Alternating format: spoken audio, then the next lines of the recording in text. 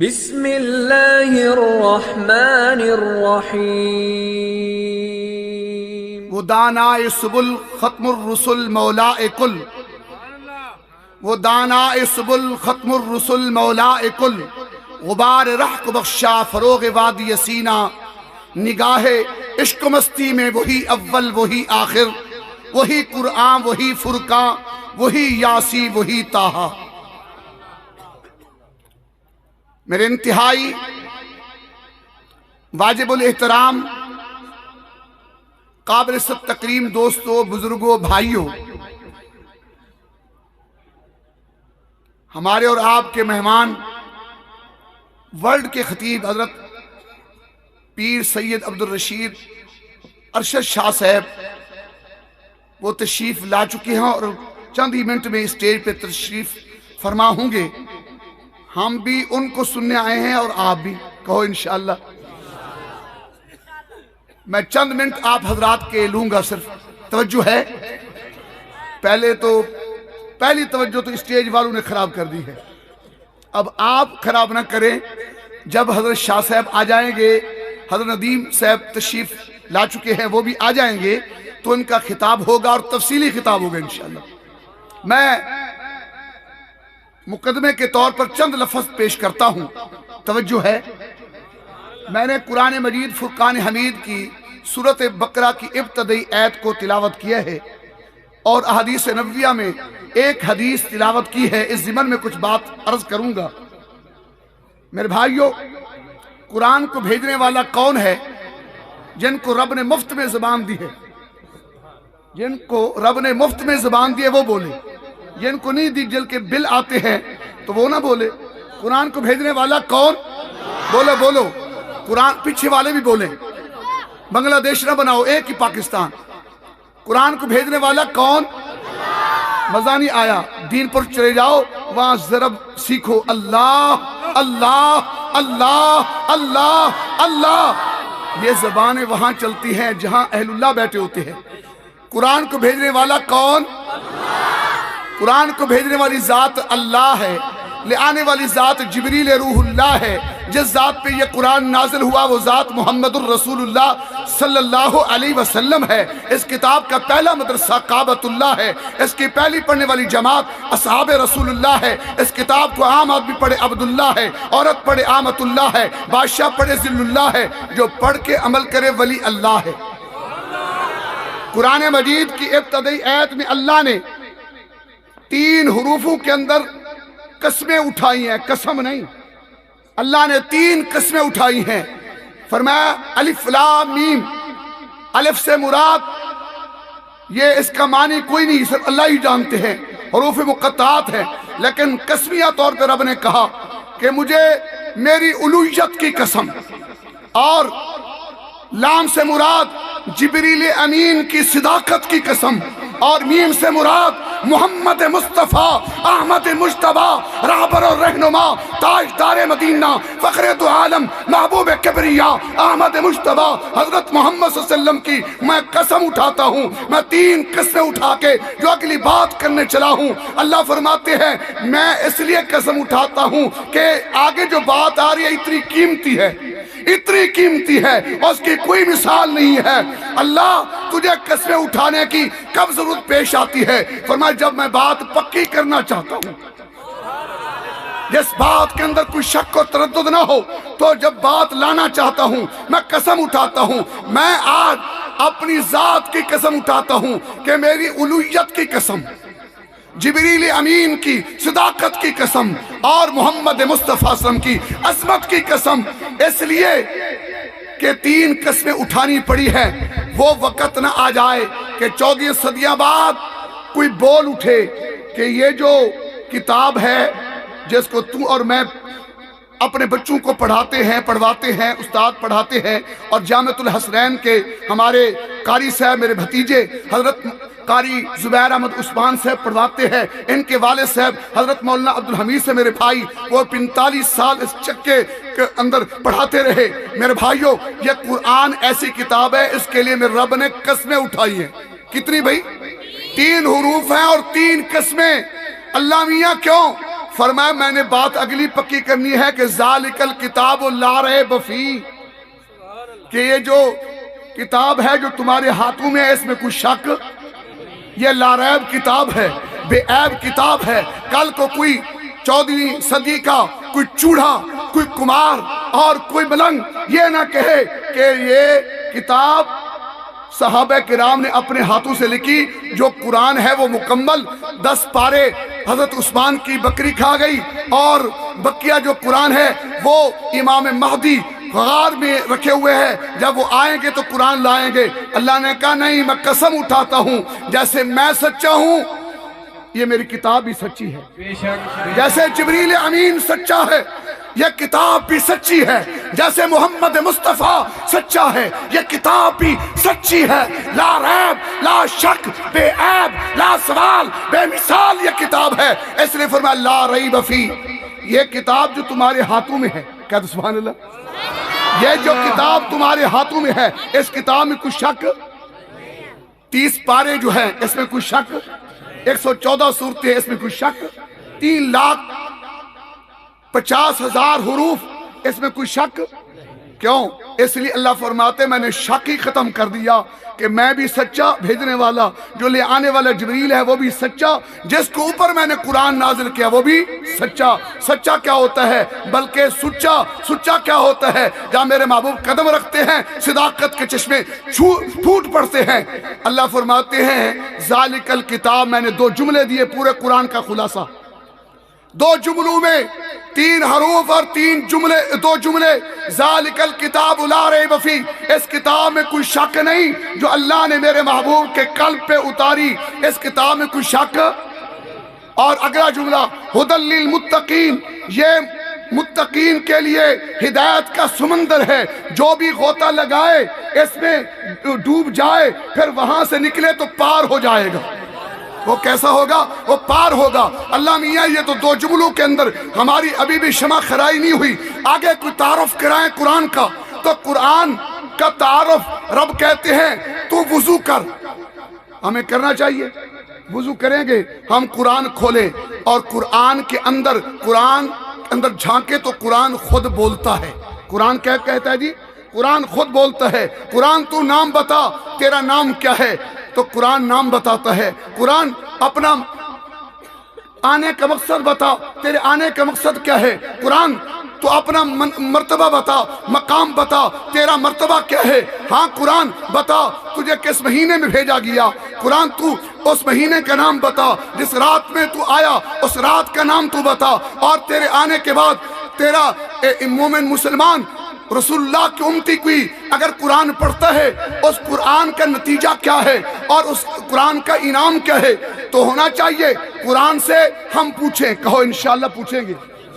دنیا کی کوئی کتاب، ڈاکٹری کی کتاب لے آؤ، انجینئر کی کتاب لے آؤ، میتھ کی، فزکس کی، بائیو کی، کیمسٹری کی، دنیا کی کوئی کتاب لے آؤ، کوئی کتاب بولتی نہیں، قرآن بولتا ہے۔ قرآن کیا ہے جی؟ قرآن بولتا ہے، بولنے والی کتاب۔ اور پھر صاحب قرآن کے اوپر اللہ نے قرآن نازل کیا تو پھر نبی بھی بولنے والے، قرآن بھی بولنے والا، کہتے سبحان اللہ۔ قرآن بھی بولتا ہے، اور قرآن سے پوچھا جائے تیرا نام کیا ہے تو قرآن یہ کتاب بتاتی ہے، میرا نام پوچھتے ہو تو یاسین والقرآن الحکیم، میرا نام قرآن ہے اور میں حکمت کا دریا ہوں۔ میرا نام کیا ہے تو پھر سنو اے مسلمانوں، میرا نام پوچھتے ہو تو میرا نام الرحمن علم القرآن، میرا نام قرآن ہے اور میں علم کا سمندر ہوں۔ اور فرمایا تیرا کام کیا ہے؟ فرمایا میرا کام پوچھتے ہو تو ھدی للمتقین، میں متقین کے لیے ہدایت نامہ ہوں۔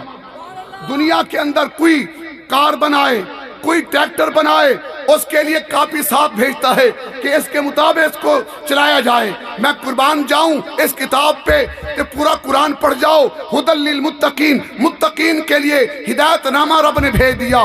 2 جملوں کے اندر پورا قرآن کا خلاصہ کہ اس کتاب کے اندر کوئی شک، بولو بھائی، اس کتاب کے اندر کوئی شک نہیں ہے، اور متقین کے لیے ہدایت نامہ ہے۔ اور ایسی کتاب، ایسی مقدس، مطہر، منور کتاب، اس کا کوئی ثانی نہیں ہے۔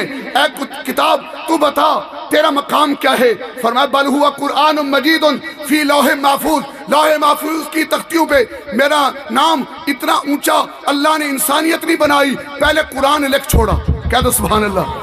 اور پھر اے قرآن تیری شان کیا ہے؟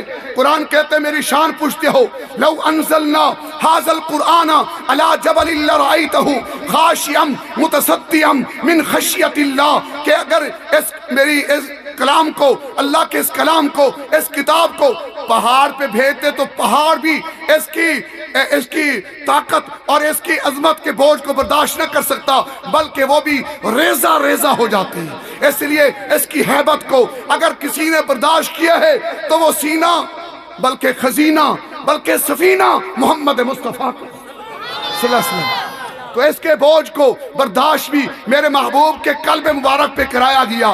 پھر یہاں تک نہیں، فرمایا یہ بتاؤ اس قرآن، اس کلام الہی کی شان، عظمت، ان کے آنے کا مقصد بھی بتا دیا گیا، اور اس کے جو یاری لگائے اس سے کیا نتیجہ اخذ ہوگا اور اس کا کیا ماخذ ہوگا۔ فرمایا ان ھذا القرآن یہدی للتی ہی اقوم، فرمایا جو یاری لگائے گا ہم اس کو اونچا کریں گے، جاری لگائے گا ہم اس کو اونچا کریں گے۔ قرآن وہ عظمت والی کتاب ہے۔ اے قرآن تو اپنا نام تو بتایا، اپنا کام تو بتایا، اپنی شان تو بتائی، بتا تجھے بھیجنے والا کون ہے؟ تو قرآن کہتا ہے تنزیل من رب العالمین، اور تو کس کے ذریعے نازل ہوا؟ کہتا ہے نازل بہ الروح الامین، کس کے اوپر تو نازل ہوا؟ کہتا ہے نزل علی محمد، اور کس زبان پہ آیا؟ کہتا ہے بلسان عربی مبین، کس مہینے میں آیا؟ کہتا ہے شہر رمضان الذی انزل فیہ القرآن، تو کس رات کو آیا؟ کہتا ہے انا انزلناہ فی لیلۃ القدر وما ادراک ما لیلۃ القدر، لیلۃ القدر خیر من الف شہر، ہزار مہینوں سے بہتر رات میں میں بھیجا گیا ہوں۔ میری عظمت سنتے ہو، میری عظمت کے سننے کے بعد یہ بھی سنو کہ قرآن پڑھنے کے بعد تمہیں کیا انعام ملے گا۔ آج حافظ قرآن کے اوپر دستار بندی کی جائے گی، ان کے والدین کو قیامت کے دن تاج پہنایا جائے گا، خود قاری قرآن پڑھتا جائے گا، جنت کے درجوں پہ چڑھتا جائے گا۔ یہ تو عظمت ہے۔ اگر کوئی آدمی پڑھنا چاہے اس کو کیا انعام ہوگا؟ تو انعام سننا چاہتے ہو قرآن کا؟ نہیں، مزہ اونچی آواز سے میں نے سبحان اللہ کہلوانی نہیں، اس کے لیے مولوی کافی ہے ترنم والے، میں ترنم شرنم کو نہیں جانتا، آپ حضرات کے دلوں کو پڑھتا ہوں، آپ کے چہروں کے جو سطروں کو پڑھتا ہوں کہ کتنی محبت ہے قرآن سے۔ کہہ دو سبحان اللہ۔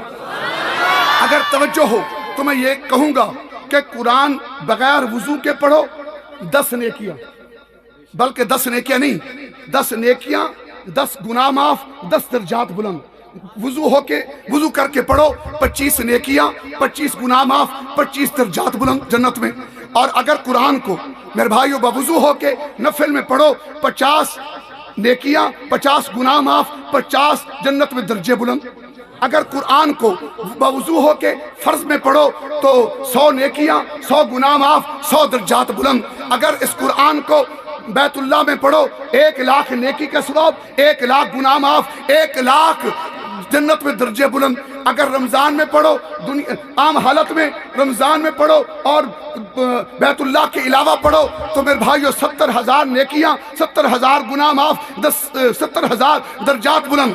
اگر اس کو کعبۃ اللہ میں رمضان کی حالت میں پڑھو، رمضان کا روزہ منہ پہ ہو اور یہ رمضان کی راتیں ہوں یا دن ہو کعبۃ اللہ، اللہ ہم کو دکھائے، کہو انشاءاللہ ہم سب کو مومنین کو سب کو اللہ اپنا گھر دکھائے۔ پھر سنو اس کعبۃ اللہ میں جو جائے گا، جو ایک حرف پڑھے گا، ہر حرف کے بدلے 70,00,000 نیکی، 70,00,000 گناہ معاف، 70,000 درجات ان کے بلند۔ یہ انعام و اکرام، یہ اعزاز، یہ کس کو مل رہا ہے؟ قرآن کے پڑھنے والے کو، اور جو خود قرآن کے قاری عامل ہے۔ اگر ناظرہ پڑھیں گے، میری کتاب کہتی ہے اگر کوئی مجھے پڑھے ناظرہ خاں تو میں اس کو ناظرہ خان بنا دیتی ہوں، اگر مجھے حفظ کرے میں اسے حافظ قرآن بنا دیتی ہوں، اگر اس کے معنی مطالب پہ غور کرے میں اسے علماء سے اس کی دستار بندی کر کے عالم بنا دیتی ہوں، اگر کوئی اس پہ عمل کرے وہ دنیا تو دنیا ہے، اس کو آخرت کے اندر جنت کا وارث بنا دیتی ہوں۔ آؤ اس قرآن کی طرف. خیرکم من تعلم القرآن وعلمہ، تم سب میں سے بہتر وہ ہے جو قرآن پڑھے اور پڑھائے، سیکھے اور سکھائے. میں ایسے بھی ایک بات کہہ کے اپنی بات کو اختتام پہ لاتا ہوں، کیونکہ میرے اور آپ کے مبلغین بڑی تفصیل کے ساتھ باتیں یہی کریں گے جو ہم کر رہے ہیں، لیکن کیونکہ وہ ہمارے مہمان ہیں ہم انشاءاللہ ان کی بات کو سماعت کریں گے. میرے بھائیو، جب تک قرآن نہیں آیا تھا میرے بھائیو جہل تھا. قرآن آیا تو علم کے دریا بہا دیے گئے. جب تک قرآن ہی آیا تھا دنیا میں میرے بھائیو شرک تھا. قرآن آیا تو کعبۃ اللہ کے گیٹ کے اوپر بھی توحید کے ڈنگے بج گئے. جب تک قرآن ہی آیا تھا دنیا گھٹا ٹوپ اندھیروں میں تھی. قرآن آیا تو میرے بھائیو دنیا اونچے سریا کے بلندیوں پہ پہنچی. نہیں مجھے کہنے دو، جب تک قرآن ہی آیا تھا اس وقت ابو بکر کو صدیق اکبر نہیں کہا جاتا تھا، ابو قحافہ کا بیٹا کہا جاتا تھا. اور جب قرآن آیا لوگوں نے کہا یہ ابو قحافہ کا بیٹا صدیق نہیں بلکہ یہ ابو بکر نہیں بلکہ یہ صدیق اکبر ہے. جب تک قرآن ہی آیا تھا لوگ کہتے تھے یہ خطاب کا بیٹا عمر ہے. جب قرآن آیا لوگوں نے کہا عمر کا بیٹا نہ کہو، یہ فاروق اعظم ہے. جب تک قرآن ہی آیا تھا لوگ کہتے تھے عفان کا بیٹا عثمان ہے. جب قرآن آیا لوگوں نے کہا عثمان بن عفان نہیں بلکہ یہ جو دو سخا کا جو ہے پیکر داماد پیغمبر ذی النورین جا رہا ہے. جب تک قرآن آیا لوگوں نے کہا یہ حضرت علی ہے اور ابی طالب کا بیٹا ہے. جب قرآن آیا لوگوں نے کہا یہ علی کا بیٹا اس کو نہ کہو بلکہ اسد اللہ الغالب ہے. نعرہ تکبیر، نعرہ تکبیر. تاج و تخت ختم نبوت حضرت شاہ صاحب ماشاءاللہ استقبال کریں. ماشاءاللہ استقبال. نعرہ تکبیر، نعرہ تکبیر. آپ کے لیے ملتان سے دور دراز سے سفر کر کے ہمارے شیخ تشریف لائے ہیں. ہم ان کی یہاں آمد پہ اہلاً و سہلاً تشریف رکھیں. ماشاءاللہ مرحبا مرحبا کہتے ہیں. ان کی آمد آج ہمارے لیے خوشی کا باعث ہے. تشریف رکھیں. ماشاءاللہ تشریف رکھیں، تشریف رکھیں. میرے بھائیوں، میں نے ایک دو جملے دے کر کے بات ختم کرتا ہوں. شاہ صاحب تفصیل کے ساتھ انشاءاللہ آپ حضرات کے ذوق کو تازہ کریں گے اور قرآن و سنت سے آپ حضرات کو مستفید کریں گے. ہے توجہ بھائی؟ تشریف رکھے، تشریف رکھے. میرے بھائیوں، آخری بات کہتا ہوں، جب تک قرآن نہیں آیا اس وقت تک لوگ کہتے تھے یہ جناب معاویہ بن سفیان ہے. جب قرآن آیا تو قرآن کے آنے کے بعد معاویہ بن سفیان نہیں کہا گیا بلکہ کہا گیا یہ کاتب قرآن ہے. جب تک قرآن ہی آیا تھا لوگوں نے کہا یہ عبداللہ بن عمر ہیں. جب قرآن آیا تو لوگوں نے کہا عبداللہ بن عمر نہیں بلکہ محدث اعظم ہے. جب تک قرآن ہی آیا لوگوں نے کہا کہ عبداللہ بن مسعود جا رہے ہیں. اور جب قرآن آیا لوگوں نے کہا عبداللہ بن مسعود نہیں بلکہ یہ فقیہ امت جا رہے ہیں. میرے بھائیوں، آؤ مکے کے اندر اس شخصیت کو بھی پہچانو. جب تک قرآن آیا تھا لوگ کہتے تھے یہ حبشے کا بلال ہے، لیکن قرآن نے اتنا بلند کر دیا. حضرت بلال کو چلتا عرب کی دھرتی پہ تھا. کہاں چلتا تھا جی؟ عرب کی دھرتی پہ. اس کے پاؤں کی آہٹ، اس کے پاؤں کی کس کے ساتھ اللہ جنت میں حوروں کو سنوا رہا تھا. یہ قرآن ہے اور عظمت والی کتاب ہے، شان والی کتاب ہے. آئیے ہم اس قرآن کو اپنے بچوں کو اپنے دستور زندگی میں اور اپنے معاشرے میں، اپنی سوسائٹی میں، اپنے کلچر میں، اپنی تہذیب میں، تھانے میں، عدالتوں میں اس نظام کو لائیں گے. قرآن والے نظام کو لائیں گے جو کہتے ہیں ہم قرآن والے نظام کو انشاءاللہ لائیں گے. اور اس کے لیے ہم ووٹ کی پرچی سے یا انقلاب کے ذریعے سے، بلکہ ہماری انقلاب یہ ہے کہ 6 فٹ 5 فٹ قد کے اوپر ہم قرآن کا نفاذ کر چھوڑیں. میرے بھائیوں، ہم 5 فٹ 6 فٹ قد کے اوپر نبی کے اسوہ کو جو ہے لے آئے. خدا کی قسم دنیا کے اندر انقلاب آ سکتا ہے. اس کتاب انقلاب کے بعد، انقلاب پیغمبر کے اسوہ کے بعد ہمیں پھر کسی اور کی ضرورت پیش نہیں آئے گی. انشاءاللہ میں بھی اور آپ بھی عہد کریں ہم قرآن کے ساتھ یارانہ لگائیں گے. کہو انشاءاللہ لگائیں گے انشاءاللہ. آئیے آپ اور ہم سب مل کر کے شاہ صاحب کا بیان بھی سنتے ہیں. میں آخر میں یہ کہوں گا کہ ہو کیوں نہ ممتاز اسلام دنیا بھر کے دینوں میں، وہاں مذہب کتابوں میں، یہاں قرآن سینوں میں. قرآن کی طرف پلٹ آؤ. اللہ پاک ہم سب کو عملی زندگی نصیب فرمائے. صحابہ جیسے بلند ہوئے، اولیاء جیسے، ہمارے علماء جیسے بلند ہوئے. انشاءاللہ قرآن کی وجہ سے آج یہ چہرے آج یہ چہرے ہم جن کی زیارتیں کرنے آتے ہیں یہ قرآن کی برکت سے ہے. کہہ دو سبحان اللہ. یہ قرآن کی برکت ہے. ہم اس برکت کو سامنے رکھتے ہوئے اپنے بچوں کو بھی اور آپ بھی ہم قرآن پہ عمل کریں گے, قرآن کے ساتھ وابستہ رہیں گے. اللہ پاک میرا اور آپ کا حامی ناصر ہو. وما علینا الا البلاغ.